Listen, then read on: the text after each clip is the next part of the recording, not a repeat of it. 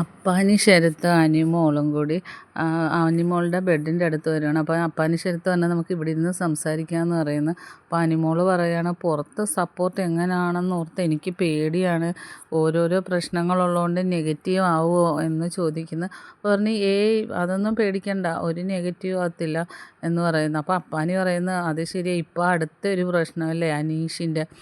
അപ്പം അനിമോൾ പറഞ്ഞു അതെല്ലാം കൂടെ ഓർക്കുമ്പോൾ എനിക്ക് ഭയങ്കര ഒരു ടെൻഷനാണ്, പുറത്ത് എങ്ങനെയാണ് എൻ്റെ സപ്പോർട്ടിനെ കുറിച്ചെന്ന് പറയുന്നു.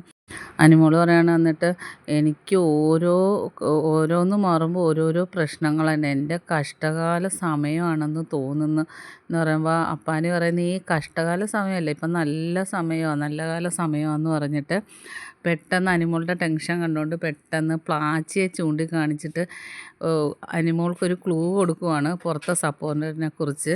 എടാ പ്ലാച്ചി, നീ കാരണമാണ് എനിക്ക് പുറത്ത് കുറേ തന്തയ്ക്കും തള്ളയ്ക്കും വിളി കേട്ടത്.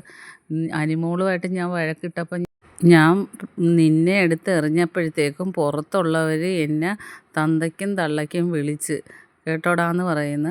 അപ്പോഴത്തേക്കും അനിമോൾക്ക് ഏകദേശം അത് മനസ്സിലായി. അപ്പോൾ പുറത്ത് നല്ല സപ്പോർട്ടുണ്ടെന്ന് പറഞ്ഞ് ബിഗ് ബോസ് വിളിക്കുന്നുണ്ട്. ശരത് പറഞ്ഞതൊക്കെ മറന്നുപോയോ എന്നും പറഞ്ഞ് ബിഗ് ബോസ് ചൂടാവുന്നുണ്ട്.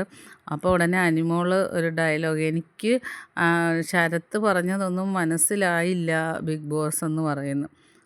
അങ്ങനെ അനിമോളുടെ പുറത്തുള്ള സപ്പോർട്ടിനെ കുറിച്ച് ശരത്ത് നല്ല രീതിയിൽ പ്ലാച്ചിയെ ചൂണ്ടിക്കാണിച്ച് സൂചന നൽകിയിരിക്കുകയാണ്. ബാക്കി അപ്ഡേറ്റുമായിട്ട് വീണ്ടും കാണാം.